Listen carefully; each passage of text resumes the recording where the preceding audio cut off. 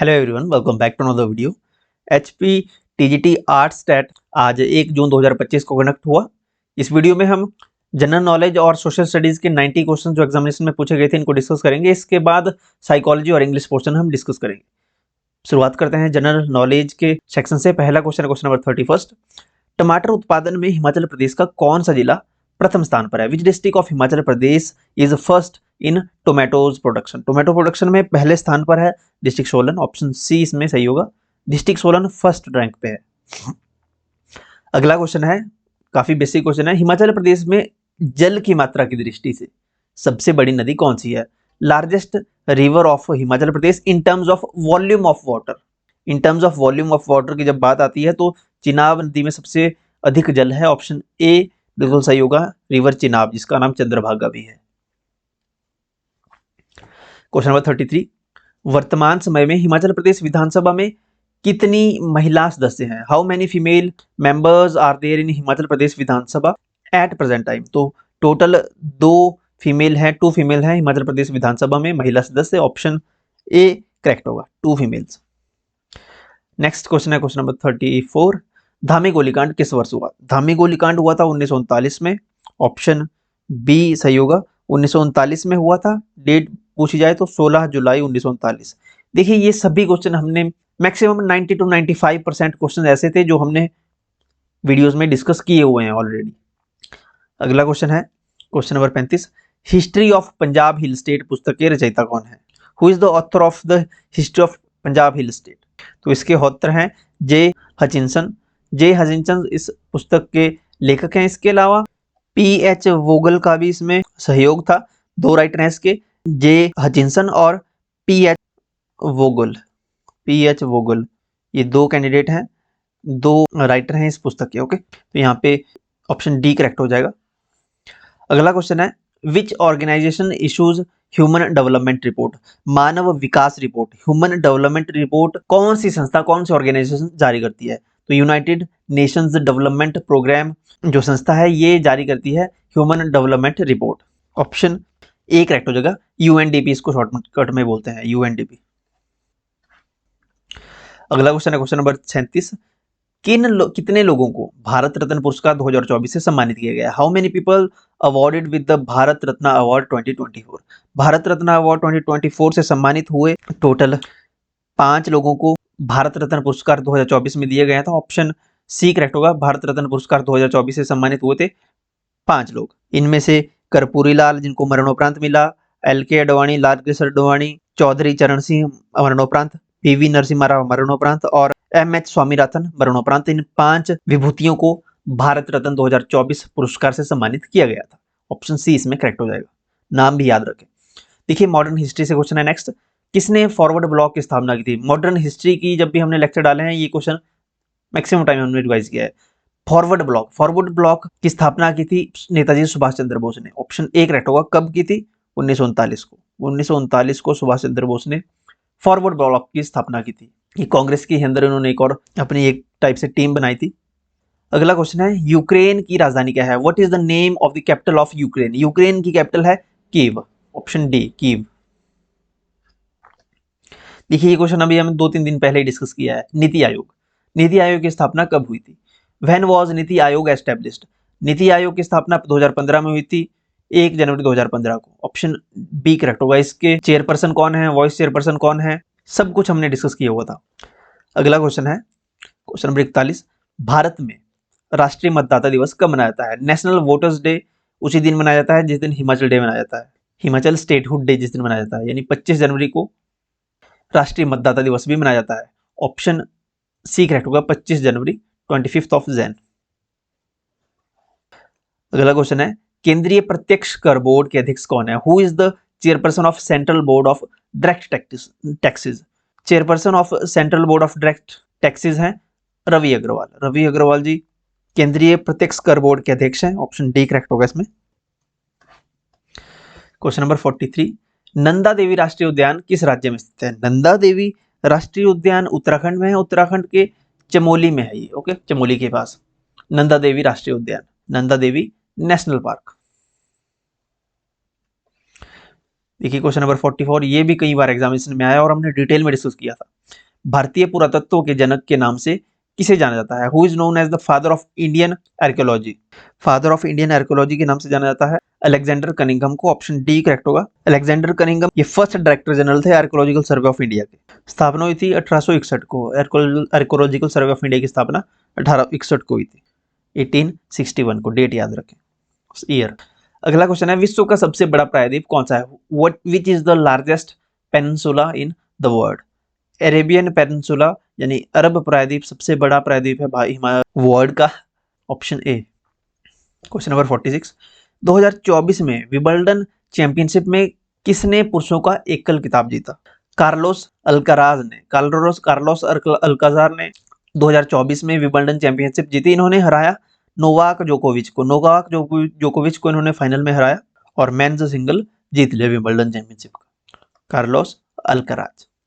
अगला question, question number 47, ये previous stat में भी क्वेश्चन पूछे गए थे। सोनालिका और कल्याण सोना किसकी किस्म है? ये गेहूं की किस्म है। ओके, वीट की ये वैरायटी है सोनालिका और कल्याण सोना, वीट। ओके, नेक्स्ट क्वेश्चन है, किस वर्ष भारतीय उच्च अध्ययन संस्थान ने कार्य करना शुरू किया? In which year the Indian Institute of advance study started functioning? Indian Institute of advance study कहाँ है? Indian Institute of advance study district Shimla में है, शिमला के ऑब्जर्वेटरी हिल पे। पहले ये राष्ट्रपति निवास स्थान था। ओके, राष्ट्रपति निवास स्थान था, इसको बदल दिया गया था 1964 में, इसे Indian Institute of advance study में बदल दिया और 1965 में इसने कार्य करना शुरू कर दिया था। 20 अक्टूबर 1965 को इसने अपना कार्य करना, फंक्शनिंग इसकी शुरू हो गई थी। ऑप्शन बी करेक्ट होगा, 1965। राष्ट्रपति निवास से पहले जब भारत अंग्रेजों के अधीन था तब ये वाइसरेगल लॉज कहा जाता था। ओके, इसे हमने कई बार डिटेल में डिस्कस किया हुआ है। अगला क्वेश्चन है क्वेश्चन नंबर 149, ब्रिटिश शासन के खिलाफ कूका आंदोलन किस राज्य में आयोजित किया गया था? In which state was the Kuka movement organized against British rule? British rule के अगेंस्ट कूका मूवमेंट पंजाब में हुआ था। ऑप्शन ए करेक्ट होगा, पंजाब। क्वेश्चन नंबर 50 है, 2024 में ओलंपिक खेलों की मेजबानी कौन से देश ने की थी? ओलंपिक गेम्स कहाँ हुए थे? ओलंपिक गेम्स हुए थे पेरिस में। पेरिस में हुए थे। पेरिस कहाँ है? पेरिस है फ्रांस में, तो ऑप्शन सी करेक्ट होगा। फ्रांस देश में ओलंपिक खेल 2024 हुए थे। अब नेक्स्ट 2028 के ओलंपिक्स कहाँ होंगे? नेक्स्ट ओलंपिक्स 2028 में जो होंगे वो होंगे यूएसए में। तो ये जो ग्रीष्मकालीन समर ओलंपिक होंगे 2028 में यूएसए में होंगे।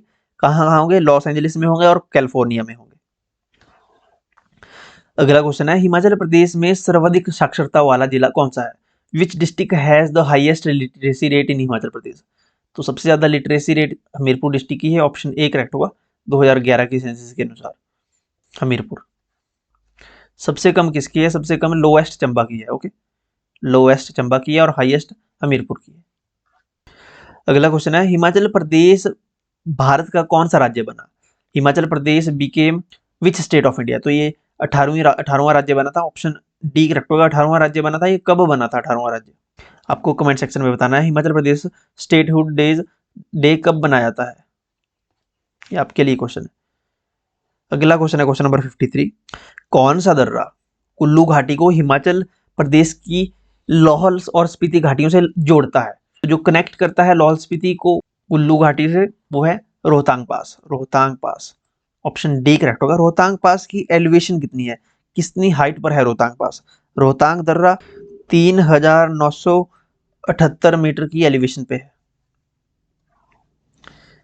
अगला क्वेश्चन है, हिमाचल प्रदेश की किस नदी में सर्वाधिक विद्युत उत्पादन क्षमता है?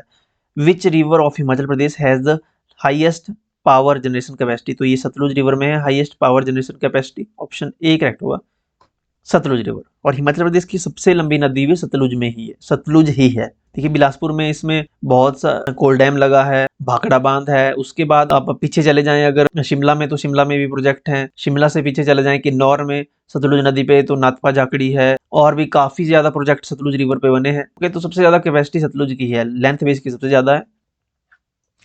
अगला क्वेश्चन है, हिमाचल प्रदेश की सबसे ऊंची चोटी कौन सी है? Which is the highest hill of Himachal Pradesh? सबसे हाईएस्ट जो चोटी है वो है शिला पीक। ऑप्शन बी करेक्ट होगा, शिला पीक। शिला पीक का जो एल्टीट्यूड है वो है 7025 metre above sea level. Location है किन्नौर में। दूसरे नंबर पे है लियोपुरगिल, 6,791 मीटर हाइट है लियोपुरगिल की, किन्नौर में है। तो फर्स्ट पे आएगा Shilla, option B. Question number 56, Himachal Pradesh के उच्च न्यायालय के प्रथम न्यायाधीश कौन थे? हु वाज द फर्स्ट जज of Himachal Pradesh high court? कई बार डिस्कस किया है। एमएच बेग, हमीदुल्ला बेग पहले चीफ जस्टिस थे हिमाचल प्रदेश हाई कोर्ट के। हिमाचल प्रदेश केंद्र शासित प्रदेश कब बना? रिसेंटली हमने डिस्कस किया था क्वेश्चन। हिमाचल प्रदेश केंद्र शासित प्रदेश यूनियन टेरिटरी बना था 1956 को, 1 नवंबर 1956 को, option B. Question number 58, Sujanpur Tihra का किला किसने बनवाया? Who built Sujanpur Tihra fort? Sujanpur Tihra fort Abhay Chand ने बनवाया था। अभय चंद को सुजानपुर का संस्थापक भी माना जाता है। सुजानपुर रियासत का संस्थापक अभय चंद को माना जाता है। इसने 1748 में सुजानपुर रियासत की स्थापना की थी, कांगड़ा से अलग। ऑप्शन डी करेक्ट होगा। अभय चंद ने ही सुजानपुर टिहरा का जो है किला है, जो फोर्ट है, उसका भी निर्माण करवाया था अभय चंद। नेक्स्ट क्वेश्चन है, हिमाचल प्रदेश के बिलासपुर जिले का गठन कब हुआ? बिलासपुर का गठन 1954 को हुआ था, 1 जुलाई 1954, ऑप्शन डी। नेक्स्ट है, कालका शिमला रेलवे कब बनी थी? व्हेन वाज कालका शिमला रेलवे बिल्ट? कालका शिमला रेलवे लाइन जो है वो 1903 में कंप्लीट हो गई थी, बन गई थी। ऑप्शन ए करेक्ट होगा, 1903 में। इसकी टोटल लेंथ है 96.6 किलोमीटर। नैरो गेज है ये, 2 फीट एंड 6 इंचेस। इसके बाद इंग्लिश है। इंग्लिश हम बाद में डिस्कस करेंगे, पहले हम 91st से सोशल स्टडीज के क्वेश्चन को कंटिन्यू करेंगे। फर्स्ट है 91st क्वेश्चन सोशल स्टडीज का एसएसटी से, नंद वंश का अंतिम शासक कौन था? Nand who was the last ruler of Nand dynasty? Nand dynasty का जो अंतिम रूलर था वो था धनानंद। धनानंद अंतिम शासक था, ऑप्शन बी करेक्ट होगा। धनानंद को हराया था चंद्रगुप्त मौर्य ने, और मौर्य वंश की उन्होंने मौर्य साम्राज्य की स्थापना की थी चंद्रगुप्त मौर्य ने धनानंद को हराकर। अंतिम रूलर था नंद डायनेस्टी का धनानंद, ऑप्शन बी। बिंबिसार कहाँ का शासक था? Bimbisara was the king of Magadh का शासक था बिंबिसार, ऑप्शन ए करेक्ट होगा, मगध। क्वेश्चन नंबर 93 देखेंगे, भारतीय नेपोलियन किसे कहा जाता है? भारतीय नेपोलियन ऑफ इंडिया कहा जाता है समुद्रगुप्ता को, ऑप्शन बी करेक्ट होगा, समुद्रगुप्ता। क्वेश्चन नंबर 94, वर्ण व्यवस्था में कितने वर्ण हैं? How many varnas are there in varna system? वर्ण व्यवस्था में 4 वर्ण हैं। कौन कौन से हैं? ब्राह्मण है, क्षत्रिय है, वैश्य है, और फोर्थ शूद्र है। ब्राह्मण, क्षत्रिय, वैश्य और शूद्र, 4 वर्ण है।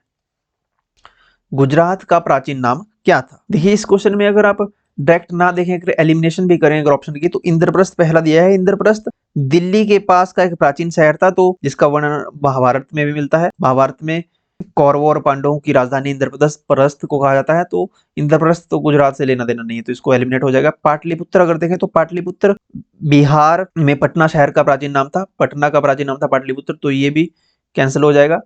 पुरुषपुर बचा है। पुरुषपुर पेशावर का प्राचीन नाम था। पुरुषपुर पेशावर का प्राचीन नाम था, तो ये भी कैंसिल आउट हो जाएगा। बचता है हमारे पास लाट, तो लाट के साथ हम जा सकते हैं कि गुजरात का प्राचीन नाम लाट है, ओके, क्योंकि ये 3 तो नहीं है। अगला क्वेश्चन है क्वेश्चन नंबर 96, द्रौपदी कौन थी? द्रौपदी पांडवों की पत्नी थी, सिंपल है, ऑप्शन ए करेक्ट होगा। क्वेश्चन नंबर 97, सांची का स्तूप कहाँ स्थित है? कई बार डिस्कस किया है। शांति का स्तूप मध्य प्रदेश में है, मध्य प्रदेश के भोपाल के पास, ऑप्शन डी करेक्ट होगा, भोपाल के पास है सांची का स्तूप। अगला क्वेश्चन है क्वेश्चन नंबर 98, स्वामी महावीर का जन्म कब हुआ? स्वामी महावीर का जन्म 599 बीसी में हुआ, ऑप्शन बी करेक्ट होगा। कहाँ हुआ था? वैशाली गणराज्य में। वैशाली गणराज्य में इनका जन्म हुआ था। महमूद गजनी के साथ भारत कौन आया? महमूद गजनी के साथ अल बरूनी सा भारत आया था। अल बरूनी, ऑप्शन डी करेक्ट होगा। अल बरूनी ये कौन था? ये एक विद्वान था जो साथ में आया था, ओके, विद्वान। क्वेश्चन नंबर 100, आधुनिक मानव का वैज्ञानिक नाम क्या है? होमोसेपियंस। आधुनिक मानव का साइंटिफिक नेम है मॉडर्न मैन का। काफी बेसिक क्वेश्चन थे, ओके। उस इतिहासकार का नाम बताइए जिसने सबसे पहले हिंदुस्तान शब्द का प्रयोग किया था। हिंदुस्तान शब्द का सबसे पहले प्रयोग मिन्हाज ए सिराज ने किया था। मिन्हाज ए सिराज कौन था? ये एक फारसी ये फारसी इतिहासकार था, एक फारसी इतिहासकार था ये। ऑप्शन सी इसमें करेक्ट हो जाएगा। पांडुलिपियों को कहाँ रखा जाता था? मनुस्क्रिप्ट्स को रखा जाता था अभिलेखागारों में, इसको सुरक्षित रखा जाता था, आर्काइव्स में। ऑप्शन बी करेक्ट होगा, अभिलेखागार। पृथ्वीराज चौहान का शासनकाल क्या था? What was the reign period of Prithviraj Chauhan? Prithviraj Chauhan का शासनकाल माना जाता है 1175 से 1192 तक। ऑप्शन बी करेक्ट होगा, 1192 से कॉमन एरा तक इनका शासनकाल माना जाता है 1175 से। ये नॉर्थ वेस्टर्न इंडिया के रूलर थे, दिल्ली अजमेर साइड के। ओके, इंडिपेंडेंट हिंदू किंग थे। 1175 से 1192 तक के टाइम पीरियड को इनके शासनकाल का दौर माना जाता है। अगला क्वेश्चन है क्वेश्चन नंबर 104। उस व्यक्ति का नाम बताओ जो 13 वर्ष की आयु में सम्राट बना था। Name the person who became the king at the age of 13। At the age of 13 king बना था अकबर। ऑप्शन डी करेक्ट होगा। हुमायूं की मृत्यु के बाद अकबर को सम्राट बनाया गया था। राज्याभिषेक हुआ था अकबर का 1556 में। कहा हुआ था? कलानौर में। कलानौर। दीन ए इलाही की स्थापना भी अकबर ने की थी। ओके, नेक्स्ट क्वेश्चन है शाहजहां के आरंभिक वर्षों में उसकी राजधानी कहाँ थी? Which was the capital of Shah Jahan in the earlier? प्रारंभिक वर्षों में शाहजहां की राजधानी थी आगरा। Option B Agra. राज राजेश्वर मंदिर किसने बनवाया? क्वेश्चन नंबर 106 है, राज राजेश्वर मंदिर बनवाया था चोल वंश के शासक राजा राजराज ने। ओके, ऑप्शन ए करेक्ट होगा, राजा राजराज। चोल राजा थे ये। कब बनवाया था ये? 11वीं शताब्दी में बना था ये, 11th सेंचुरी में। कई बार पूछ लिया था कि राजेश्वर मंदिर का वास्तुकार कौन था? इसका वास्तुकार था कुंजर मल्लन राजराज पेरुथचन, ये नाम था वास्तुकार का। राज राजेश्वर मंदिर के वास्तुकार का बनवाया था ये राज द्वारा। अगला क्वेश्चन है राष्ट्रगान के रचयिता कौन थे? राष्ट्रगान के रचयिता थे रविंद्रनाथ टैगोर। रविंद्रनाथ टैगोर को लिटरेचर में नोबेल प्राइज भी मिला है। कब मिला है नोबेल प्राइज, ये आपको बताना है कमेंट सेक्शन में। ऑप्शन इसका ए करेक्ट होगा। अगला क्वेश्चन है ओखली और मुसल का प्रयोग किस लिए किया जाता था? ओखली और मुसल का प्रयोग अनाज को पीसने के लिए किया जाता था। बिल्कुल सही है, पकेगा तो अनाज ओखली में नहीं, अनाज रखा भी नहीं जाता ओखली में। तो ऑप्शन ए ही इसमें करेक्ट होगा, अनाज को पीसने के लिए ओखली का प्रयोग किया जाता था और मुसल का। अगला क्वेश्चन है हर्षवर्धन का दरबारी कवि कौन था? हर्षवर्धन का जो दरबारी कवि था उसका नाम पूछा है यहाँ पे, वो था बाणभट्ट। बाणभट्ट हर्षवर्धन का दरबारी कवि था। अगला क्वेश्चन है क्वेश्चन नंबर 110। पहली इंग्लिश फैक्ट्री कहाँ शुरू हुई? Where was the first British factory started? पहली इंग्लिश फैक्ट्री लगी थी हुगली नदी के किनारे।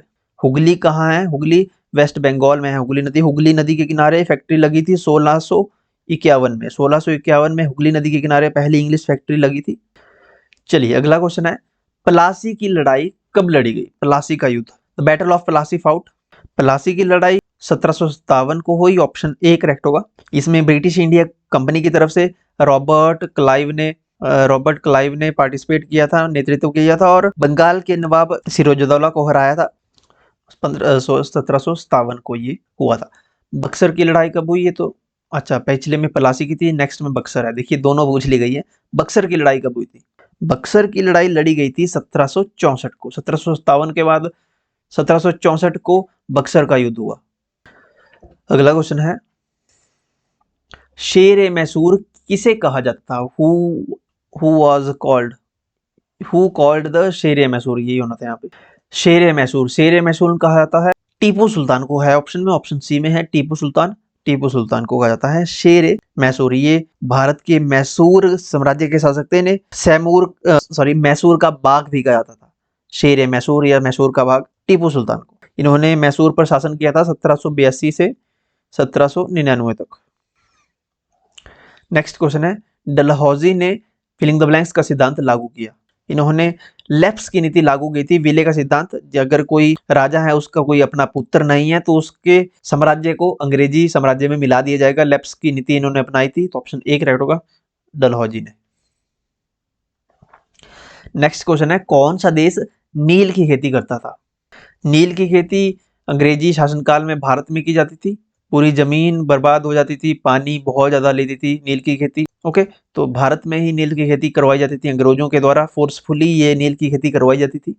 ऑप्शन ए करेक्ट होगा। अगर ये ऐसा देखा जाए कि नील की खेती से शुरू हुई तो ये पुर्तगीज ने जमाइका में, ब्राजील में और वेनेजुला में इसकी खेती शुरू हुई थी। लेकिन यहाँ पे जो था कौन सा देश करता था, अब ये किस रेफरेंस में पूछा गया है। वैसे अमेरिका में भी काफी नील की खेती हुई है, तो इसमें ऑप्शन सी भी हो सकता है। देखिए ऑप्शन ए और सी में कोई ऑप्शन ए करेक्ट होगा। ऑप्शन अगर नील की खेती की शुरुआत देखा जाए तो उत्तरी अमेरिका में, जैसे नॉर्दर्न जो अमेरिका है, यूएसए, इसके अधिकांश हिस्सों में इसकी शुरुआत हो चुकी थी नील की खेती की पहले। ओके, भारत से भी पहले। अगला क्वेश्चन है क्वेश्चन नंबर 16 भारत की संसद में सम्मिलित है।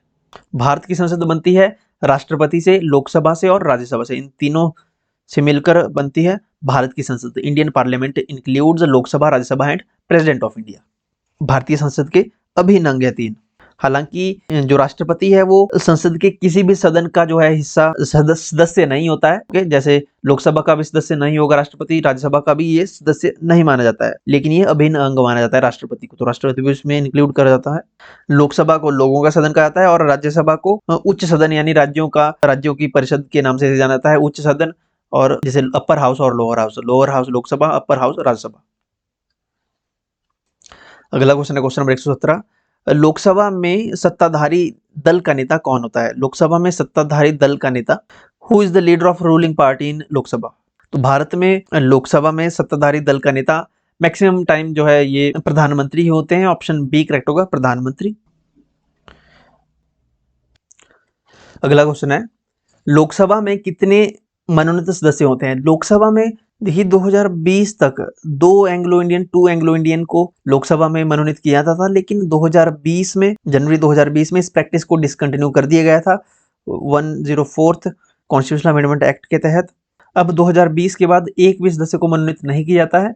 किए जाते थे है ऑप्शन में, हाँ वर है ऑप्शन में, तो 2 किए जाते थे। ऑप्शन सी इसमें करेक्ट होगा। ये 2020 के बाद तो अब एक भी नहीं है, 0 रिप्रेजेंटेशन है नॉमिनेटेड कैंडिडेट्स की, नॉमिनेटेड मेंबर्स की। लेकिन यहाँ पे थे है वॉज 2020 तक, तो वॉज यानी किए जाते थे, 2 किए जाते थे। ऑप्शन इसमें सी करेक्ट होगा, 2 मेंबर्स। अगला प्रश्न है जलियांवाला बाग हत्याकांड कब हुआ। जलियांवाला बाग हत्याकांड 13 अप्रैल 1919 को जलियांवाला बाग हत्याकांड हुआ, तो ऑप्शन डी करेक्ट होगा। जलियांवाला बाग हत्याकांड जलियांवाला बाग पंजाब अमृतसर में हुआ था।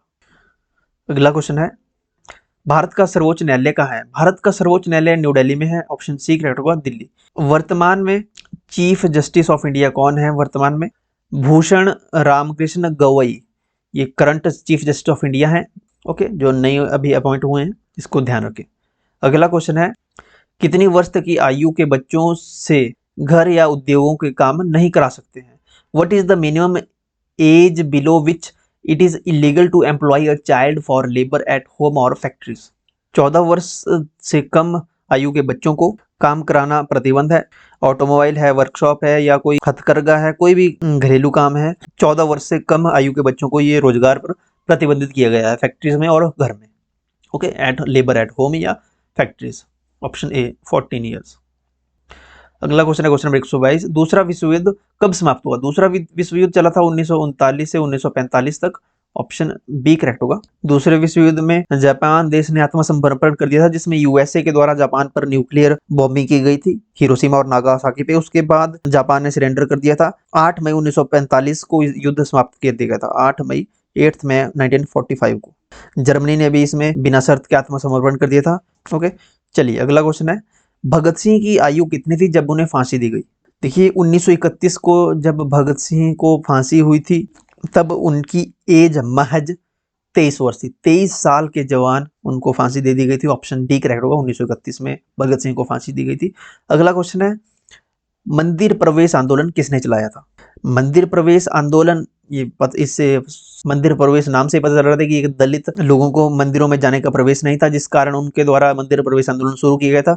भीमराव अंबेडकर के द्वारा यह आंदोलन शुरू किया गया था। ऑप्शन ए करेक्ट होगा, डॉक्टर भीमराव अंबेडकर ने इस आंदोलन की शुरुआत की थी। कब इसके आंदोलन की शुरुआत हुई थी, 1927 को, 1927 को इस आंदोलन की शुरुआत हुई थी।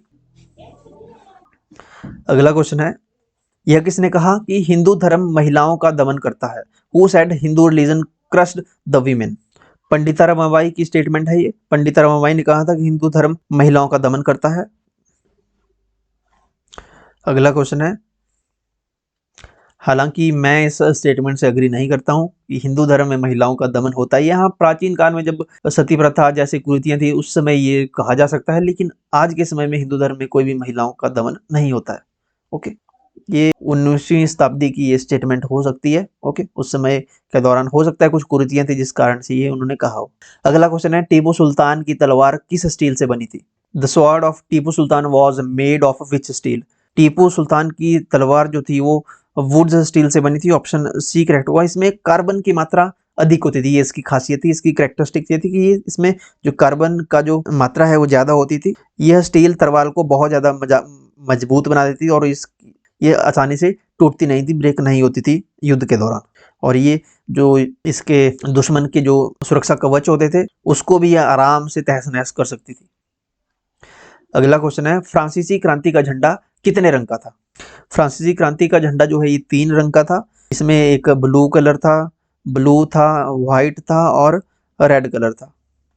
ये झंडा कब यूज हुआ था? ये झंडा 1789 में, 1789 को फ्रांसीसी क्रांति के दौरान इस झंडे का यूज हुआ था। अगला क्वेश्चन, साइमन कमीशन कब भारत आया? साइमन कमीशन 3 फरवरी 1928 को भारत आया। साइमन कमीशन डेट थी 3 फरवरी, 3 फरवरी 1928 को साइमन कमीशन भारत आया था। इसे 1927 में ही नियुक्त कर दिया गया था, लेकिन 1928 में ये भारत आया था। अगला क्वेश्चन है, टोक्यो का पुराना नाम क्या था? ये टोक्यो है, टोक्यो हिंदी में टोक्यो है। टोक्यो का ओल्ड नेम क्या था? What is the old name of Tokyo? Tokyo का ओल्ड नाम था Edo. Edo was the old name of Tokyo. अगला क्वेश्चन है क्वेश्चन नंबर 130, चिपको आंदोलन किसने चलाया? Who started Chipko movement? Chipko आंदोलन का नेतृत्व सुंदरलाल बहुगुणा ने किया था। ऑप्शन ए करेक्ट होगा। सुंदरलाल बहुगुणा के अलावा गौरी देवी भी थी, चंडी प्रसाद भट्ट और अन्य लोग भी शामिल थे, लेकिन यहाँ पे ऑप्शन में सुंदरलाल बहुगुणा दिया गया है तो ये भी करेक्ट होगा। ओके, ऐसे 3-4 मेंबर थे, ऑप्शन ए इसमें करेक्ट होगा। अगला क्वेश्चन है, सरकार के फिलिंग द ब्लैंक्स अंग होते हैं। सरकार के 3 अंग होते हैं, कौन कौन से? कार्यपालिका, विधानपालिका और न्यायपालिका। 3 है। ओके, विधानपालिका, कार्यपालिका और न्यायपालिका, 3 अंग, ऑप्शन ए। अगला क्वेश्चन है, 2011 की जनगणना के अनुसार भारत में स्त्रियों की साक्षरता दर कितनी थी? What was the literacy rate of women in India according to 2011 census? 2011 की जनगणना के अनुसार भारत की स्त्रियों की जो साक्षरता दर थी वो थी 65% के आसपास। ऑप्शन डी करेक्ट होगा। एग्जैक्ट थी 65.46%, लेकिन 65% यहाँ पे, ऑप्शन डी ही इसमें करेक्ट हो जाएगा।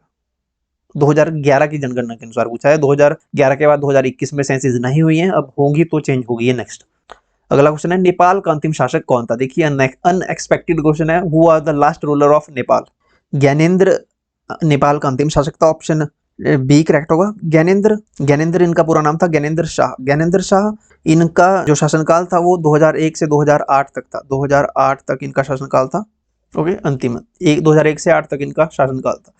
अगला क्वेश्चन है क्वेश्चन नंबर 134, किस देश में 2 दलीय व्यवस्था है? Which country has the 2 party system? UK में यानी ब्रिटेन में 2 पार्टी सिस्टम है। इसके अलावा कनाडा में है, ऑस्ट्रेलिया में है। इन कंट्रीज में 2 काइंड ऑफ पार्टी सिस्टम है। तो ऑप्शन में यहाँ पे ब्रिटेन दिया गया है, ऑप्शन सी करेक्ट होगा, ब्रिटेन। अगला क्वेश्चन है, संसार में अधिकतर देशों में फिलिंग द ब्लैंक्स सरकार मौजूद है। तो मैक्सिमम कंट्रीज में डेमोक्रेसी है, ऑप्शन बी करेक्ट होगा, डेमोक्रेसी है। जैसे चाइना को छोड़ दें अगर, ये कुछ और कंट्री है जैसे कोरिया वगैरह, तो उनको छोड़ दें अगर, तो मैक्सिमम कंट्रीज में डेमोक्रेटिक सिस्टम है, लोकतंत्र है, राजतंत्र नहीं है। ऑप्शन बी करेक्ट होगा, लोकतांत्रिक प्रणाली है।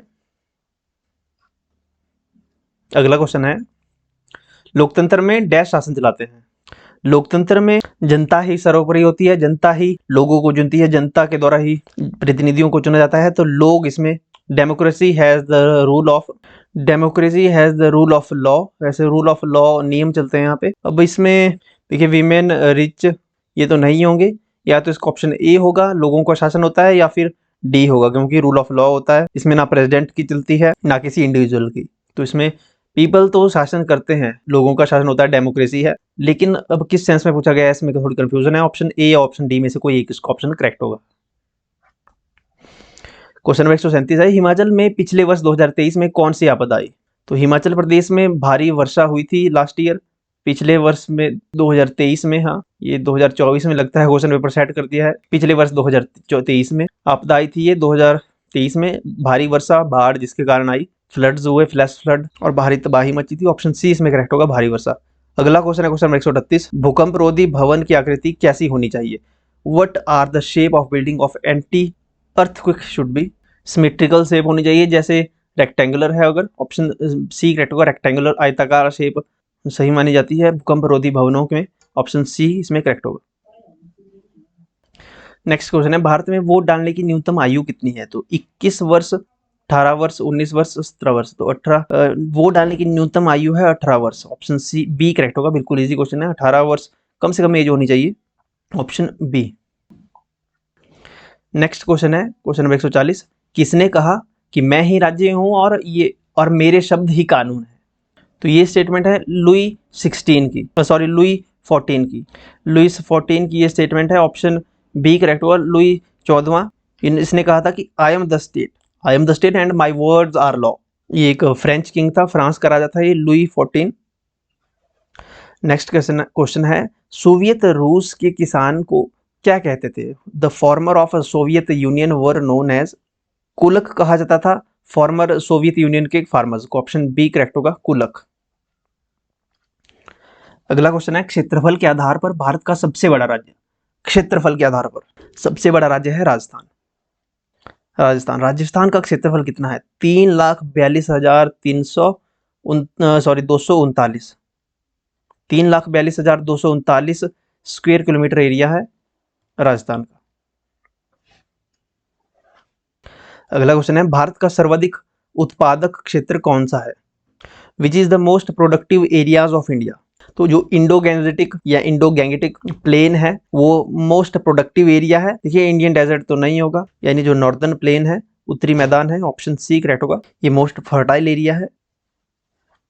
अगला क्वेश्चन है, गंगा की लंबाई कितनी है? गंगा नदी की लंबाई है approx 2500 kilometre, option B correct होगा, 2500 किलोमीटर। ये हमने डिस्कस किया हुआ है, एग्जैक्ट क्वेश्चन डिस्कस किया है हमने ये कुछ दिन पहले। भारत का संविधान कब लागू किया गया था? When did the Indian constitution implemented? Indian constitution implement हुआ था 26 जनवरी 1950 को। हालांकि 26 जनवरी 1949 को संविधान सभा द्वारा इसको अंगीकृत कर दिया गया था, लेकिन पूरी तरह से लागू हुआ 1950 को, ऑप्शन सी इसमें करेक्ट होगा। क्वेश्चन नंबर 146, निर्वाचन आयोग में कितने सदस्य होते हैं? निर्वाचन आयोग में टोटल, इलेक्शन कमीशन में टोटल 3 मेंबर्स होते हैं। कौन कौन से?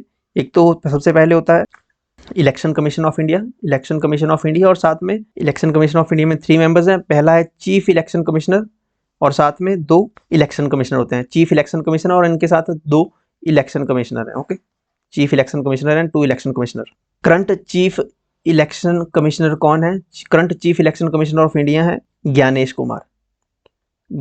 कुमार, नाम पूछ लिया जा सकता है अपकमिंग टैट में। Gyanesh Kumar chief election commissioner है एट प्रेजेंट 2025 में। अगला क्वेश्चन है क्वेश्चन नंबर 147, भारतीय संसद के कितने सदन हैं? 2 सदन है, ऊपरी सदन यानी लोकसभा और राज्यसभा। अगला क्वेश्चन है, भारत के वर्तमान उपराष्ट्रपति कौन है? Who is the present vice president of India? Vice president of India है श्री जगदीश धनखड़ जी। उपराष्ट्रपति को राज्यसभा का पदेन सभापति भी है कहा जाता है, यानी राज्यसभा के पदेन सभापति भी भारत के उपराष्ट्रपति होते हैं। तो श्री जगदीश धनखड़ जी ये राज्यसभा के भी सभापति हैं और उपराष्ट्रपति भी हैं। ओके, इन्हीं के पास ही उपराष्ट्रपति के पास ये पदभार होता है। राजनाथ सिंह क्या है? डिफेंस मिनिस्टर है। अगला क्वेश्चन है, भारतीय संविधान में मूल अधिकार कितने हैं? How many fundamental rights are there in Indian constitution? भारतीय संविधान में 6 मौलिक अधिकार हैं, 6 फंडामेंटल राइट्स हैं। पहले 7 हुआ करते थे, अब 6 हैं, एट प्रेजेंट 6 हैं। 7वां था संपत्ति का अधिकार को हटा दिया गया है, इसे अब लीगल राइट बना दिया गया है। संपत्ति के अधिकार को अब फंडामेंटल राइट से इसे हटा दिया गया है। अब 6 अधिकार हैं, कौन कौन से? समानता का अधिकार, स्वतंत्रता का अधिकार, शोषण के विरुद्ध अधिकार, धार्मिक स्वतंत्रता का अधिकार, संस्कृति और शैक्षिक अधिकार हैं, और लास्ट में है संवैधानिक उपचारों का अधिकार, जिसे आर्टिकल 32 में सम्मिलित किया गया है। फंडामेंटल राइट्स लिए हैं हमने यूएसए से, और फंडामेंटल ड्यूटीज ली हैं यूएसएसआर से। लास्ट क्वेश्चन है आज का, what is the name of ancient India civilisation? भारत की प्राचीन सभ्यता का नाम क्या है? भारत की प्राचीन सभ्यता का नाम है हड़प्पा सभ्यता, या सिंधु घाटी सभ्यता के नाम से जाना जाता है, Harappan civilization. Okay, option A correct होगा। Okay, so that's it. 90 question हमने इस वीडियो में डिस्कस कर लिए। जनरल अवेयरनेस और सोशल स्टडीज़ के एसएसटी से जो 60 क्वेश्चन थे और प्लस जनरल जीके के जो एचपी जीके और इंडिया जीके के 30 क्वेश्चन थे। इन 90 क्वेश्चन में डिस्कस कर लिए। हमारे पास बचते हैं अब साइकोलॉजी सेक्शन और इंग्लिश पोर्शन। इसको हम नेक्स्ट वीडियो में डिस्कस करेंगे, तो चैनल को सब्सक्राइब कर लें। पीडीएफ्स आपको मिल जाएंगी टेलीग्राम पे, तो टेलीग्राम पे आप हमें फॉलो कर सकते हैं। व्हाट्सअप चैनल पे आप हमें ज्वाइन कर लीजिए।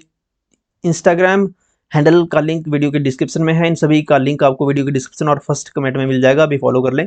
अगर किसी क्वेश्चन में डाउट लगता है तो feel free to use comment section में लिखें। क्या स्कोर बन रहा है आपका जरूर लिखिए कमेंट सेक्शन में। एग्जामिनेशन मुझे ईजी लगा वैसे, ओके, कुछ क्वेश्चन थोड़े थे लेकिन मैक्सिमम क्वेश्चन ईजी थे। चैनल को सब्सक्राइब कर लें। मिलते हैं नेक्स्ट वीडियो में। Thank you.